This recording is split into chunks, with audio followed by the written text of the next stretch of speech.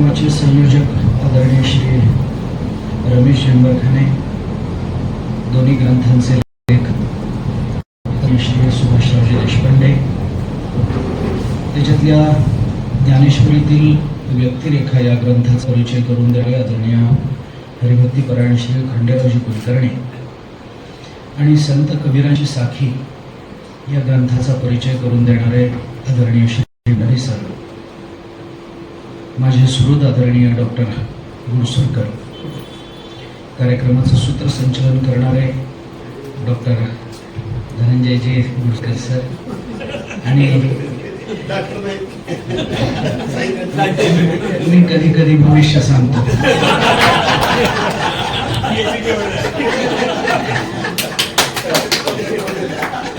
कधी कधी भविष्य सांगायची सवय आहे मला, आणि आपण सर्व श्रोते सज्जन माता भगिनी, सर्वप्रथम ज्ञानेश्वरीतील व्यक्तिरेखा आणि संत कबीरांची साखी या श्री सुभाषरावजी देशपांडे यांनी लिहिलेल्या दोन्ही ग्रंथाचं प्रकाशन झालं असं जाहीर करतो. मी खूप मनःपूर्वक अभिनंदन करतो की या दोन्ही ग्रंथाचं लिखाण त्यांनी केलं. या दोन्ही ग्रंथांची आवश्यकता काय होती याचा विचार कदाचित आत्ता मला करण्याचं कारण नाही, परंतु हे ग्रंथ आणि या ग्रंथाचा विषय हा मात्र फारसा चर्चेला गेलेला नाही, किंबहुना त्या अर्थाने थोडासा दुर्लक्षित राहिलेला आहे. या दोन्ही ग्रंथांबद्दल विशेषत्वाने बोलावं असं दोन्ही वक्त्यांनी माझ्याकरता शिल्लक काही ठेवलेलं नाही. ग्रंथाचा परिचय विस्तृत त्यांनी करून दिलेला आहे. लेखकाच्या मनोगतामध्ये आदरणीय सुभाषरावजींनी एक विधान केलं होतं की या दोघांनी त्यांच्याबद्दल जी विधानं केलेली आहेत ती सर्वस्वी खरी नाहीत. असं जे डॉक्टर सुभाषराव देशपांडे यांचं विधान आहे ते खरं नाही आहे. या दोघांनी त्यांचं जे वर्णन केलंय ते 100% खरं आहे. दोन गोष्टी, हे दोघे जर तुमच्याबद्दल चांगलं किंवा खरं बोलणार नसते तर यांना तुम्ही आमंत्रित का केलं? खोटं बोलणाऱ्यांना आमंत्रित करावं असा कार्यक्रमाच्या संयोजकांचा हेतू कधीही नव्हता, कारण ते खोट्याची बाजू कधी घेत नाही, कधीच घेत नाही. आणि जर ते खोटं बोलणारे आहेत तर ते तुमचे मित्र कसे? म्हणजे कदाचित तुम्ही खोटं बोलत असाल आणि म्हणून तुम्ही हे जे विधान केलंय ते खोटं आहे.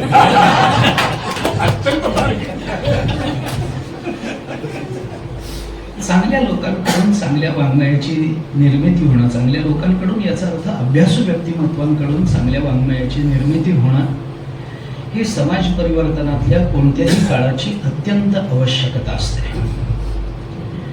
आपण नेहमी ही भाषा वापरतो, हा शब्द वापरतो की समाज परिवर्तन, समाजाच्या संबंधाने होणारे बदल, समाजात होणारे बदल, सामाजिक बदल, हे शब्द आपण नेहमी वापरतो.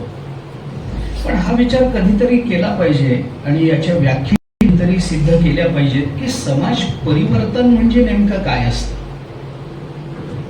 समाज बदलतो म्हणजे नेमकं काय बदलतं? समाजाच्या धारणा बदलतात का? समाजाची विविधक बदलतात का? समाजाचे विचार बदलतात का? समाजाची विचारशैली बदलते? नेमकं काय बदललं म्हणजे समाज परिवर्तन असतं? या व्याख्या स्पष्टपणाने कोणी आपल्याला सहसा सांगत नाही. पण पसायदानाचा आधार घेऊन थोडंसं असं आपल्याला म्हणता येऊ शकतं की समाज तशा अर्थानं स्वतःहून कधी बदलत नसतो. आपल्याला सर्वांनाच याची जाणीव आहे की समाज मन हे नेहमी अनुकरणशील असतं. कुणाच्या तरी मागे जाणं हे समाजाला विशेषत्वाने आवडत असतं. त्यामुळे समाज परिवर्तन वगैरे असं काही नसतं. समाजामध्ये राहणाऱ्या विद्वानांनी जी मतं वेगळेपणाने ज्या वेळेला व्यक्त केली असतात त्या मागे समाज जात असतो आणि कालांतराने आपण त्याला समाज परिवर्तन असं म्हणत असतो. हे म्हणण्याचं धाडस मी एवढ्या करता करतो आहे की किंबहुना सर्व सुखी पूर्ण होवोनी तिही लोकी, असं या तिही लोकातल्या सर्व जीवांच्या सर्व सुखाची मागणी करूनही ज्ञानेश्वर महाराजांना शेवटी आणि ग्रंथोपजीवी इये विशेषी लोक ग्रंथोपजीवी ये विशेषी लोकी इये दृष्टादृष्ट, ते पुढचं सोडून द्या विजय, ते पुढचं सोडून द्या, परंतु ग्रंथोपजीवीन करता विशेषत्वानं मागणं, सर्वांच्या सुखाची मागणी करूनही ज्याची ज्ञानेश्वर महाराजांना मागावं वाटतं त्या अर्थी सगळ्यांच्या सुखाचं वेगळं मागणं आहे आणि ग्रंथ निर्मिती करणाऱ्यांकरता वेगळं मागणं ज्ञानेश्वर महाराज मागतात. कारण हे ग्रंथोपजीवी जर समाजामध्ये, ग्रंथोपजीवी या शब्दाचा अर्थ ग्रंथावर उपजीविका करणारे याचा अर्थ ज्यांची पुस्तकाची दुकानं असतात, असं होत नाही, असं होत नाही. ग्रंथोपजी या शब्दाचा अर्थ ग्रंथामध्ये असणाऱ्या सिद्धांतांना आपल्या जीवनमूल्याच्या दृष्टीनं आदर्श म्हणून ठेवणारे आणि त्या दृष्टीनं आपल्या जीवनाची वाटचाल करणारे जे लोक असतात ते ग्रंथोपजीवी असतात. त्या जीवनमूल्यांचा वेगवेगळ्या पद्धतीनं अभ्यास करून आपल्या जीवनाला धन्य करून देणाऱ्या या जीवनमूल्यांच्या वेगवेगळ्या वैचारिक कंगोऱ्यांची निर्मिती, आपल्या ग्रंथाच्या वैचारिक कंगोऱ्यांची अभिव्यक्ती आपल्या ग्रंथ निर्मितीच्या आधारानं करणारी जी मंडळी असतात त्या मंडळींच्या विचाराच्या मागे जाणं ही समाजाची ही आवडती गोष्ट आहे. समाज नेहमी कुणाच्या तरी मागे जात असतो. त्यामुळं अशा ग्रंथाची निर्मिती होणं ही त्या काळातली एक विशिष्ट गरज असते. याच्यातल्या दोन्ही ग्रंथांबद्दल माझ्या अंतःकरणात प्रेम आहे, जिव्हाळा आहे, आत्मीयता आहे, श्रद्धा आहे. कारण एक ग्रंथ ज्ञानोबारायांच्या संबंधाने आहे आणि एक ग्रंथ संत कबीर महाराजांच्या संबंधाने आहे. कबीर महाराजांचा ग्रंथ साखी ही हा एक काव्य प्रकार आहे. काव्य प्रकार आहे. खर तर क्षचा ख होतो अवधी हिंदीमध्ये, क्षचा ख होतो. साक्षी हा शब्द जो वापरला जातो त्याचं हिंदीमध्ये त्याला एका वृत्तामध्ये बदललं जातं आणि त्याला साक्षी, त्याला साखी अशी संज्ञा प्राप्त होते. साखी हा एक काव्य प्रकार आहे. दोहा हा जसा एक काव्य प्रकार आहे तसं साखी हा एक काव्य प्रकार आहे आणि त्या काव्य प्रकारामध्ये साक्षी हा त्याचा मूळ शब्द आहे. आपल्याला कदाचित कल्पना असेल नसेल, मला माहिती नाही, पण आजकाल काय आहे, साक्षी हे मुलीचं नाव ठेवलं जातं. साक्षी मुलीचं नाव, पण आपल्याला माहिती असेल का नाही माहित नाही, साक्षी हा शब्द स्त्रीलिंगी कधीच चालत नाही, तो पुल्लिंगी चालत असतो. साक्षी हा शब्द स्त्रीलिंगी नाही आहे. साक्षी हा शब्द पुल्लिंगी चालतो. साक्षीदार हा शब्द पुल्लिंगी चालतो का स्त्रीलिंगी? पुल्लिंगी चालतो. त्याच अर्थानं साक्षी शब्द आहे. साक्षीदार म्हणणं काय आणि साक्षी म्हणणं काय त्याचा अर्थ एकच आहे. त्यामुळे तो साक्षी, पण हा पुल्लिंगी साक्षी शब्द ज्या वेळेला वृत्तामध्ये परिवर्तित होतो त्यावेळेला तो स्त्रीलिंगी होतो. म्हणून कबीरांची साक्षी असते, कबीरांचा साक्षी होतो.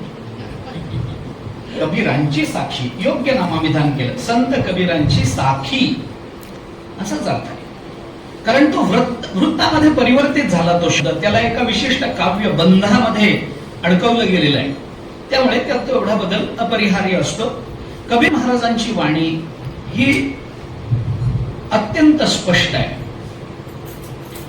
आपल्या शुद्ध मराठीमध्ये जर बोलायचं झालं तर अत्यंत डाऊन टू अर्थ असं ज्याला म्हणता येतं. कारण आता हे शब्द मराठी झालेत सर, हे शब्द मराठी झाले. मी पटकन जर असं विचारलं की इंजिनियर या शब्दाला मराठी प्रतिशब्द कोणता, तर बहुतेक लोक सांगू शकत नाही. पण हे जर व्याख्यानामध्ये मी असं म्हटलं की मी एका अभितंत्रज्ञाला भेटलो होतो तर हे कुणाला कळत नाही, पण मी इंजिनियरला भेटलो होतो असं म्हटलं की लोक म्हणतात हा असं सांगा म्हणजे मग आम्हाला कळेल. हे लोकांची अपवाद येण्याच्या आधीच मी असं मराठीत सांगतो की कबीरांची वाणी ही खूप माणसाला जमिनीवर आणणारी आहे. साक्षी हा नेहमी आपल्या जमिनीवर ठेवतो, वास्तवाचं भान करून देतो. न्यायालयामध्ये जो साक्षीदार उभा असतो त्या साक्ष घेण्याचं कारण काय आहे? कारण वस्तुस्थिती काय आहे हे तो सांगत असतो, म्हणजे सांगावं अशी अपेक्षा असते मुळात जो साक्षीदार आहे त्याच्याकडून. आताचा साक्षीदार काय करत असेल हे मला आज सांगायचं नाही. आपण दमा मिरासदारांची कथा बघा आणि त्या दृष्टीने विचार करत राहा. मला आता फार बोलायचं नाही, पण साक्षीदार हा नेहमी वास्तवाचं भान करून देत असतो. तशी कबीरांची साखी ही सुद्धा वास्तवाचं भान करून देणार आहे. आणि मग ते वास्तव जो आपल्याला दाखवत असतो, आपण चिंतन करा. मी काय सांगतो, मला 2-4 वाक्यातच या ग्रंथाबद्दल मी फार बोलणारच नाहीये. 2-4 वाक्याबद्दल मध्येच या ग्रंथाबद्दल मी बोलतोय की कधीही आपण की वर्णन करणारा जेव्हा वर्णन करत राहतो त्याच्या वर्णनातल्या शब्दांमध्ये आणि भावनांमध्ये न गुरफटून जाता, त्याच्या वर्णनातल्या भावनेमध्ये न वाहवत जाता, वर्णनाची भावशीलता बाजूला ठेवून, वर्णनाचे शब्द बाजूला ठेवून जो वर्णन ज्या परिस्थितीचं केलं जातं त्या परिस्थितीला धरून असतो तो त्या वर्णनाचा साक्षी असतो. तो त्या वर्णन करणाऱ्याच्या भावनेत वाहत जात नाही. माणसं जीवनामध्ये रडतात खूप. मला खूप आश्चर्य वाटतं कधी कधी. मी अनेक वेळेला आता हे बोलून दाखवायला लागलोय थोडंसं धाडसानं, की मला याचं खूप आश्चर्य वाटतं की माणसाच्या हातामध्ये ज्ञानेश्वरी असताना तो रडूच कसा शकतो. माणसाच्या हातामध्ये तुकाराम महाराजांचे अभंग असताना तो प्रपंचाच्या नादानं रडूच कसा शकतो हे मला न सुटलेलं पुढे. एका बाजूला हातामध्ये आनंदाचं निधान ठेवायचं आणि दुसऱ्या बाजूला प्रपंचाच्या तक्रारी करत रडत बसायचं, अशी दुहेरी व्यक्तिमत्व फक्त माणसातच आढळतात, मनुष्य तर प्राण्यामध्ये दिसत नाही. इतकं मोठं वाङ्मय कबीरांची साखी ही आम्हाला वास्तवाचं भान करून देते. आम्ही प्रपंचात खूप रडतो पण आमच्या भावनेबरोबर कबीर कधी वाहत जात नाही. आणि कबीर महाराज किती साक्षी रूपानं बघतात आणि म्हणून त्यांची साखी महत्वाची आहे. किती वास्तवाचं भान कबीर महाराजांना आहे याचं अगदी एक छोटस उदाहरण आपल्या परिचित अभंगामधून आपल्याला सांगून मी पुढे जाऊन हा विषय ज्ञानेश्वरीच्या संबंधानं थोडस बोलतो. पंढरपूरच्या वारीमध्ये वाळवंटामध्ये नामदेवरायांचं कीर्तन आहे. नामदेवराय कीर्तन करतायत आणि या कीर्तनाला श्रोते किती आहेत याच्याही पेक्षा टाळ घेऊन उभी असणारी जी टाळकरी मंडळी आहेत ते सगळे संत आहेत. आणि कीर्तन सुरू झाल्यानंतर अभंग सगळ्यांच्या परिचयाचा आहे. नामदेव कीर्तन करी पुढे देव नाचे पांडुरंग, जनी म्हणे ज्ञानदेवा बोला अभंग. वाळवंटामध्ये कीर्तन आहे. कीर्तन आहे नामदेवरायांचं आणि नामदेवराय कीर्तनाला उभे राहिले. रूपाचा अभंग, निरूपणाचा अभंग घेतल्यानंतर वारकरी संप्रदायाच्या कीर्तनाची ही रीती आहे, ही शैली आहे की तो अभंग एका विशिष्ट रागदारीमध्ये पुन्हा आळवला जातो ध्रुपदापर्यंत. मग हे कोण आळवायचं तर त्याच्याकरता टाळकरी मंडळींमध्ये ज्यांना स्वराचं ज्ञान आहे, ज्यांना लयी ज्ञान आहे, ज्यांना त्या अभंगाच्या अर्थाचं भान आहे आणि त्या लयीतून आणि त्या स्वरातून योग्य विशिष्ट अशा स्वर बांधणीतून त्या रागदारीतून अभंगामध्ये सांगितलेला अर्थ हा स्वराच्या रूपाने जे अभिव्यक्त करण्याचं सामर्थ्य बाळगून आहे अशा लोकांना चाल म्हणायला दिली जात होती. मी खूप जुनं सांगतोय. आताच्या काळामध्ये काय होतं आणि काय आळवलं जातं आणि काय रागदारी गायली जाते हा आता माझ्या चिंतनाचा प्रश्न नसला तरी कालांतराने चिंतेचा प्रश्न होणार. म्हणून मग असा राग असं जेव्हा तो अभंग पुन्हा म्हणावा लागतो तर तो कुणी म्हणावा. मग नामदेवरायांच्या कीर्तनाचं संयोजन करणाऱ्या जनाबाई होत्या. त्या जनाबाईंनी ज्ञानोबारायांना असं सांगितलं, ज्ञानेश्वर महाराज आपण चाल म्हणा, जनी म्हणे ज्ञानदेवा बोला अभंग, आपण अभंग म्हणा. असं केल्यानंतर ज्ञानोबारायांचा अभंग झाला, चाल म्हणून झाली. त्यानंतर विठ्ठल विठ्ठल भजन झालं. त्या चालीमध्ये ज्ञानेश्वर महाराजांनी जी स्वर बांधणी केली होती त्याच्या ते अर्थाभिव्यक्ती करणारे स्वर या अवकाशामध्ये गुंजत राहिले. ते तसेच राहिले आणि त्या पार्श्वभूमीवर नामदेवरायांच्या कीर्तनाचं अभंगाचं निरूपण सुरू झालं. या निरूपणामध्ये पुन्हा वेगवेगळ्या चाली, वेगवेगळं भजन, असं ते भजन सुरू झाल्यानंतर त्या नामदेवरायांचं निरूपण, ज्ञानेश्वर महाराजांची स्वर बांधणी, भगवंताचं नाम, या सगळ्या गोष्टी जेव्हा भजनामध्ये एकत्र आल्या तेव्हा भोवता उभी असणारी संत मंडळी, टाळ घेऊन उभी असणारी संत मंडळी आणि तिथे उपस्थित असणारे श्रोते यांना तो आनंद इतका अनावर झाला की त्या कीर्तनामध्ये स्वाभाविक भगवान पंढरीनाथही उपस्थित होते.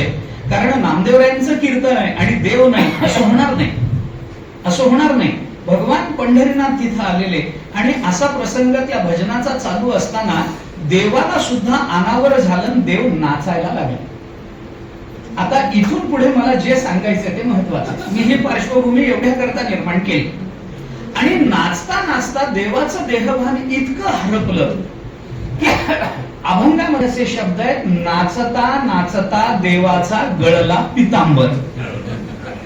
या कीर्तनामध्ये नाचता नाचता देव जो पितांबर नेसून आले त्याचं त्यांना भान राहिलं नाही, देहभावावर राहिले नाही आणि त्यांचा पितांबर गळून गेला. आता पितांबर गळाला, भगवंताचा पितांबर गळाला, जे देहभावावर राहिले होते त्यांना आश्चर्य वाटायला लागलं की काय करावं. देवाचा पितांबर, कमरेचा पितांबर सुटला. अहो, चार चौघामध्ये नुसता काष्टा सुटला तर माणसाला लाज वाटते, म्हणजे धोतर नेसत असतील तर. त्यांना नुसतं काही थोडे कमरेची कासुटी थोडी ढिली झाली तर माणसाला लाज वाटते. एखाद्या कुलसंपन्न स्त्रीला आपला थोडा पदर ढळला तर लज्जा वाटते. भगवंताचा संत मांदियाळीमध्ये अख्खाच्या अख्खा पितांबर सुटला. मग आता काय करावं. या वेळेला कबीर महाराजांची साखी काय आहे तो प्रकार आपल्याला कळतो. नाचता नाचता देवाचा गळला पितांबर, सावध होई ऐसे बोले कबीर. कबीर महाराजांनी देवाला भावावस्थेवर आणलं, म्हणजे भावनेबरोबर वाहत न जाणारा पण जो वस्तुस्थितीला धरून असतो तो साक्षी असतो. कबीर महाराजांचा हा परिचय. भगवंताला सुद्धा वस्तुस्थितीवर आणण्याचं सामर्थ्य ज्या कबीर महाराजांच्या शब्दामध्ये आहे. कबीर महाराज आपली शब्द योजना करताना कुणाची तमा बाळगत नाही, त्यांना कुणाची भीती नाही आहे. स्वार्थ ज्यांचा अडकलेला असतो त्यांना भीती असते, त्यांचा स्वार्थ नसतो त्यांना भीती नसते. कबीर महाराजांचे शब्द, काही काही शब्द तर कबीर महाराजांनी असे वापरलेले की त्या शब्दामध्ये अरे हे काय कबीर महाराज बोलतात असं वाटतं आपल्याला. जशी तुकाराम महाराजांची शिवी कानाला येऊन आदळते ना, तसे कबीर महाराजांचे शब्द आपल्या कानावर आदळतात.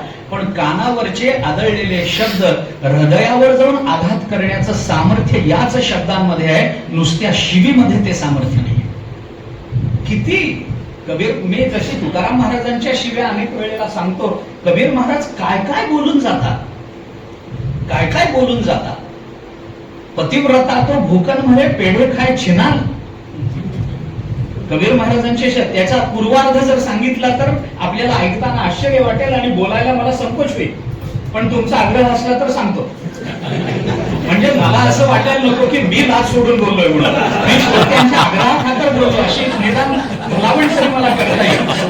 तुमचा आग्रह असला तर सांगतो, नाही तर सांगत नाही. मला काही नाही, मला माहितीच आहे. पतिव्रता तो भूखन म्हणे पेढे खाय छिनाल. अरे काय परिस्थिती आली आहे. कबीर महाराज वास्तवाचं भान करून देतात. एखादी पतिव्रता जी धर्माचरण करते, जी सज्जन आहे, जिचं अंतःकरण सत्वगुण संपन्न आहे, तिला मात्र खायला काही मिळत नाही. आणि जी दुर्जन आहे, दुर्व्यवहार करते, ती मात्र हे खाते. आणि जगतामध्ये हे चित्र आज दिसत नाही का? आपण मला सांगा, हे चित्र दिसत नाही का? पतिव्रता तो हुकन मारे पेढे खायची ना, हे दिसत नाही का?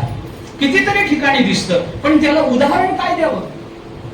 म्हणून मी म्हणलं तुमचा आग्रह असला तर.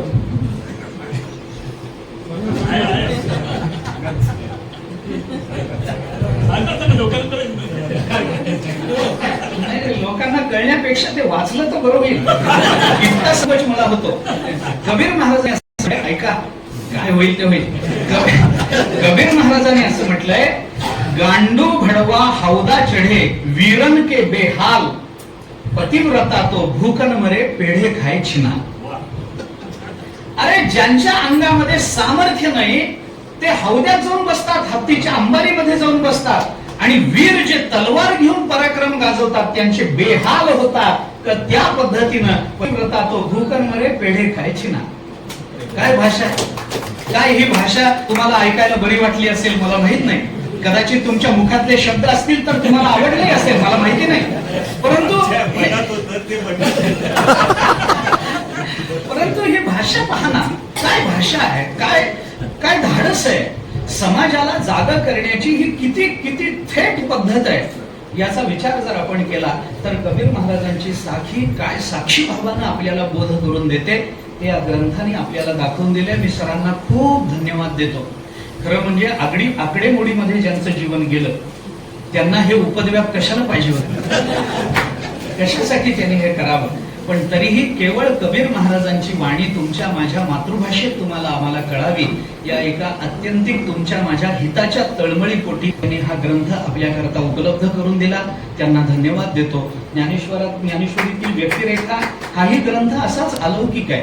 खूप वेगवेगळ्या खूप आपण चांगलं बोललात. जवळजवळ सगळ्याच व्यक्तिरेखांबद्दल आपण बोलत आलात.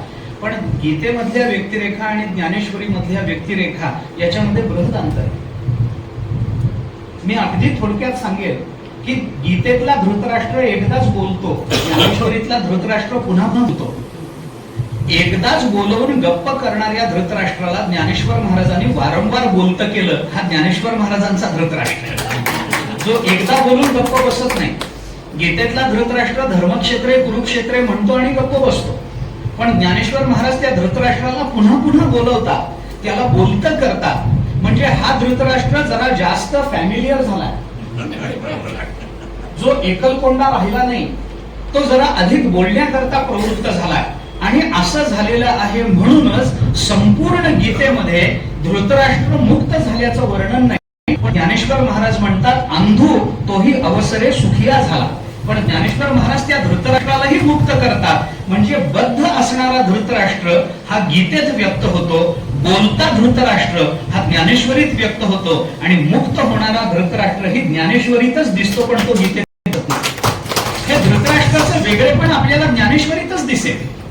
ज्ञानेश्वरी ही गीतेवरची टीका असली तरी फक्त गीतेचा अर्थ व्यक्त करणारे ते भाष्य आहे असं जर आपण म्हणू तर आपण ज्ञानेश्वरीवर अन्याय करतो.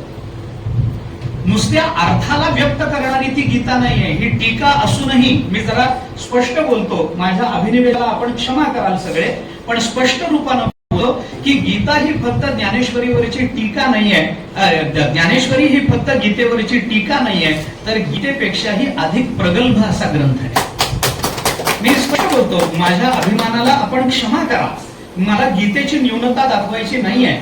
पण ज्ञानेश्वरीचं वैलक्षण्य आपल्या समोर व्यक्त करण्याकरता गीतेचंच काय भगवंताचा अपराध करायची पाळी आली तरी माझी तयारी असते. पण ज्ञानेश्वरीचं मोठेपण व्यक्त झालं पाहिजे हे मात्र मला विशेषत्वानं अधोरेखित करायचं आहे. ज्ञानेश्वरीमध्ये अशा अनेक व्यक्तिरेखा आहेत. ज्ञानेश्वरीतला धृतराष्ट्र, आता आपण हे नेहमी गीता वाचताना म्हणतो की अर्जुन हा आमचा प्रतिनिधी म्हणून येतो. पण आपल्याला ज्ञानेश्वरी वाचल्यावर कळेल की अर्जुन हा आमचा प्रतिनिधी कधीच नव्हता. धृतराष्ट्र हाच आमचा प्रतिनिधी, जो मामकाहा आणि पांडवाहा या दोन्हीतच अडकला. आणि मामकाहा आणि पांडवाहा एवढाच अडकला याच्यात भगवंतांनी धृतराष्ट्राला कधी दोष दिला नाही. पण ज्ञानेश्वर महाराज धृतराष्ट्राला दोष देतात. तो मामकाहा असा शब्द पांडवांच्या संबंधानेही त्याला वापरता आला असता, पण धृतराष्ट्राने तो शब्द न वापरल्यामुळे ममत्वाच्या सीमा अत्यंत संकुचित ज्याच्या जीवनामध्ये झालेल्या आहेत त्याला ज्ञानेश्वर महाराजांनी पहिल्या श्लोकावर भाष्य करताना 3 ओव्यांचं भाष्य या श्लोकावर आहे. पण त्याच्यातही ज्ञानोबराय धृतराष्ट्राला रागावून म्हणतात म्हातारा मोहे नाहीला. हा म्हातारा मोहानं नाचला. ज्ञानेश्वर महाराज सहसा चिडत नाही आणि पहिल्याच ओवीत तर चिडणारच नाही. पण तरीही ज्ञानोबराय चिडतात, कारण ही वर्षी नाही, माझं आणि तुझं असं करणाऱ्या तुमच्या माझ्यावरची ती चीड आहे. हे लक्षात घेतलं पाहिजे. त्यामुळे गीतेमधला अर्जुन आपल्याला प्रश्न विचारतो भगवंताला. तो प्रश्न काय विचारतो बऱ्याच वेळेला आम्हाला कळत नाही. अर्जुन अनाकलनीय वाटतो. पण तेच आपण ज्ञानेश्वरीत उतरलो की तोच धृतराष्ट्र आपल्याला जवळचा वाटायला लागतो आणि आपल्या स्वभावातली प्रतिबिंब आपल्याला धृतराष्ट्राच्या शब्दामधून आणि व्यक्तिरेखेमध्ये पडलेली दिसायला लागतात. आणि कधी कधी तो ज्ञानोबरायांचा धृतराष्ट्र वाचताना हे जाणवायला लागतं की अरे हा धृतराष्ट्र नाही, हे तर आपण आहोत, हे आपण आहोत. अशीच व्यक्तिरेखा अर्जुनाची आहे. ज्ञानेश्वरीमध्ये मी थोडं बोलतो.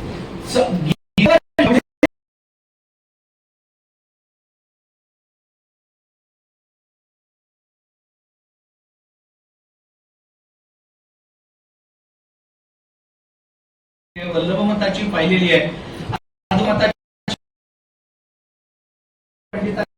भावार्थ यथार्थ दीपिका पाहिलेली आहे.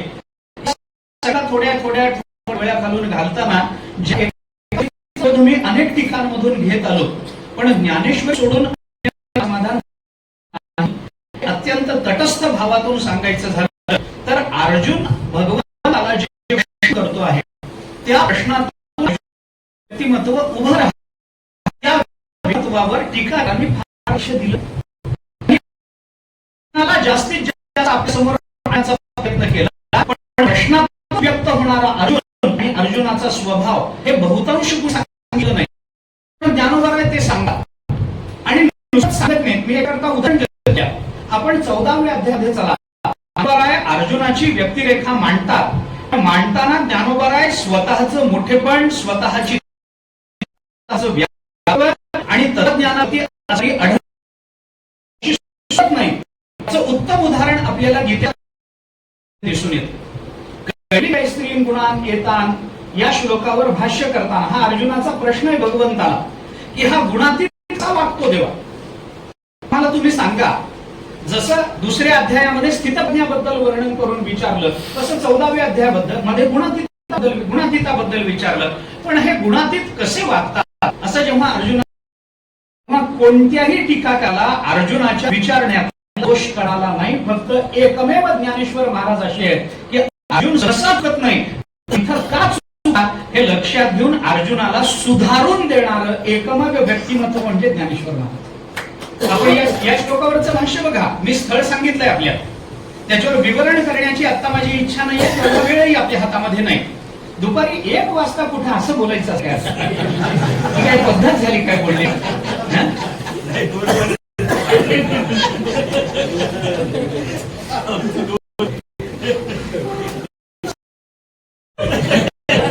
नेपोलियनचं वाद चालतं तसे श्लोकावरच चालतात. म्हणून अर्जुन चुकला. अरे नातीत ब्रह्मज्ञानी झालेला महात्मा कसा गेल त्याच्याबद्दल कोण च्या करणार आहे. तो कधी चांगला दिसत नाही. आचरणाला काय महत्व आहे. आचरण करण्याच्या मागे काय विचारायला होतं ना अर्जुनाचं आचरण विचार काय उपयोग आहे. पण ही कोणत्याही ठिकाणी अधोरेखित केली, हे ज्ञानाने केले. काय तर अर्जुनाच्या प्रश्नातून अर्जुनाचं व्यक्तिमत्व साकारलेलं आहे आणि त्या व्यक्तिमत्वाला हे विधान शोभत नाही. या व्यक्तिरेखेला काय शोभतं काय शोभत नाही याचा विचार ज्ञानेश्वर महाराजांनी ज्ञानेश्वरीमध्ये केला. संजय हे एक व्यक्तिमत्व असंच आहे. संपूर्ण गीतेमध्ये संजय एकदा तरी अष्टसात्विक भाव का मला सांगा. पूर्ण गीतेमध्ये ऐकणारा संजय आहे, ऐकणारा अर्जुन आहे, ऐकणारा धृतराष्ट्र.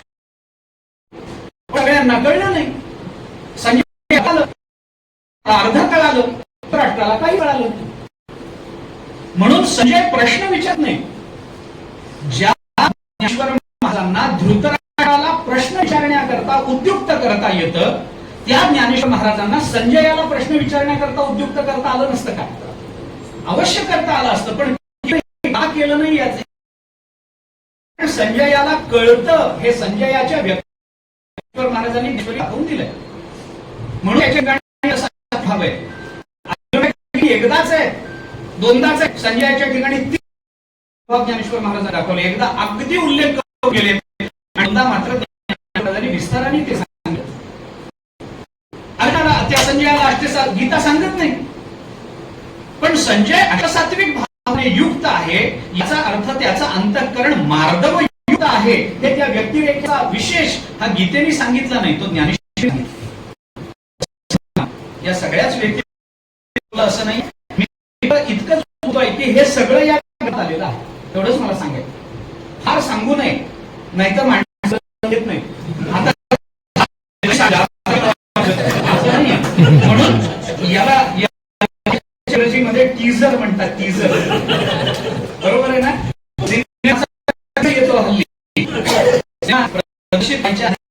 टीझर येतो. टीझर काय ते तो टीझर असतो. तेवढंच बघितल्यानंतर उत्सुकता वाढावी एवढाच हेतू त्याच्यातला असतो. तसं माझ्या बोलण्यातून आपली ग्रह एवढाच हेतू आहे. म्हणून आपण व्यक्तिरेखा गीतेपेक्षा ज्ञानेश्वरीतले भगवान खूप वेगळे, गीतेपेक्षा ज्ञानेश्वरीतला अर्जुन खूप वेगळा, गीतेतल्या ज्ञानेश्वरीतला धृतराष्ट्र वेगळा, गीतेतल्या संजय ज्ञानेश्वरीतला संजय वेगळा. या व्यक्तिरेखा साकारणाऱ्या ज्ञानेश्वर महाराजांचं व्यक्तिमत्व सुद्धा या ज्ञानेश्वरीतून आपल्याला उलगडेल. त्या दिवशी आपलं जीवन झालं जायला हरकत नाही. ज्या दिवशी ज्ञानराय कळाले त्या दिवशी या कळण्यासारखं काहीही राहिले नसतं, हे लक्षात. त्या दृष्टीने आपण या दोन्ही ग्रंथ आपल्या करतो. माझं की ज्यांना या विषयाबद्दल उत्साह आहे त्यांनी घ्यावेतच, परंतु ज्यांना या विषयाबद्दल जिज्ञासा नाही, काय कळत नाही हो ज्ञान हे मान्य आहे. तर आपण म्हणाला की ग्रंथ पूर्ण सश्रद्धा अंतःकरणाने वाचावा लागेल, असं जर होणार असेल, दैवाने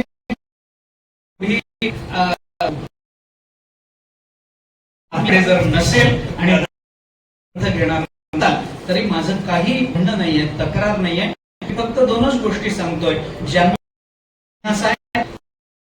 ग्रंथ घ्यावा आणि ज्यांना अजिबात जिज्ञासा नाही, देशपांडे यांच्या प्रेमाखातर हा ग्रंथ घ्यावा. पण ग्रंथ फक्त सांगून थांबतो ते आज तुम्ही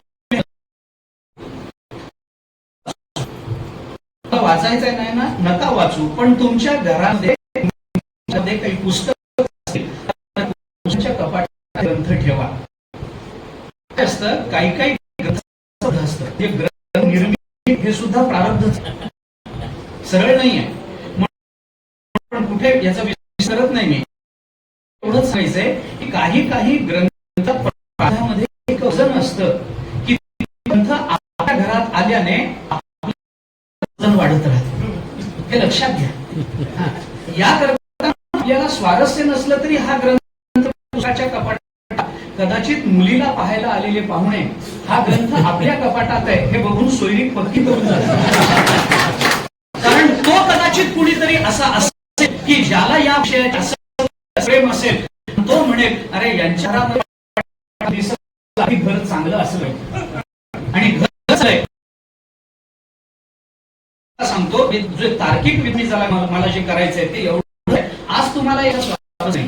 पण काय माहितीये की प्रारब्धाला नातू कदाचित ज्ञानेश्वरीचा उपासक निघाला, कदाचित प्रारब्धवशाने आपली नात उपासक निघाली. आपल्या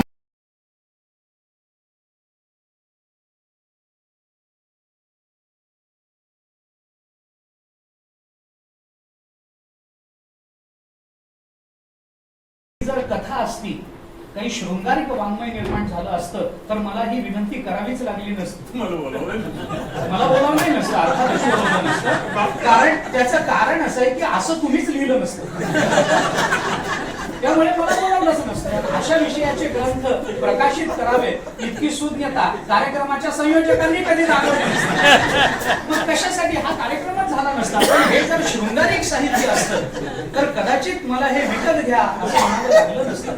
पण या विषयावरचं वाङ्मय आधीच कमी आहे, दर्जेदार वाङ्मय आधीच कमी आहे. त्याचं प्रकाशन करणारे प्रकाशक हे धाडस दाखवत नाही. आणि तरीही जर हे आपल्यापर्यंत आलेलं असेल तर आपण त्याचा अवश्य लाभ घेतला पाहिजे, तसा आपण घ्यावा ही आपल्या सर्वांना प्रार्थना करतो, विनंती करतो. मला आमंत्रित केलं, मला या पुस्तकाचं प्रकाशन करण्याची संधी दिली त्याबद्दल अंतःकरणपूर्वक धन्यवाद देतो. सर्वांनाच आपल्याला धन्यवाद देतो. वास्तविक आमच्याकडे प्रकाशन हा शब्द वापरला जात नाही बरं का. आता कबीर महाराजांचं किंवा ज्ञानेश्वर महाराजांच्या वाङ्मयाच्या बाबतीत प्रकाशन असा शब्द वापरत नाही. कारण का, प्रकाशन त्याचं असतं जे प्रकाशित नसतं. जे जगाला प्रकाश देणार आहे त्याचं प्रकाशन कोण करू शकतं, कुणाचं सामर्थ्य असतं. हे जगाला प्रकाश देणारे ग्रंथ आहे, त्यामुळे याचं प्रकाशन नाही. मग आम्ही काय केलं, प्रकाशन नाही केलं, त्याच्यावर एक आवरण ठेवलं होतं, ते आम्ही आवरण काढलंय. त्याला प्रकाशन न म्हणता निरावरण असा वेदांतातला शब्द. त्यामुळे या ग्रंथाचं जे निरावरण आम्हाला करायची संधी आपण दिली त्याबद्दल मी अंतःकरणपूर्वक धन्यवाद देतो. ग्रंथ आपण पुन्हा पुन्हा वाचावा अशी पुनश्च प्रार्थना करतो आणि लांबलेला वाक्विस्तार सीमित करतो. धन्यवाद.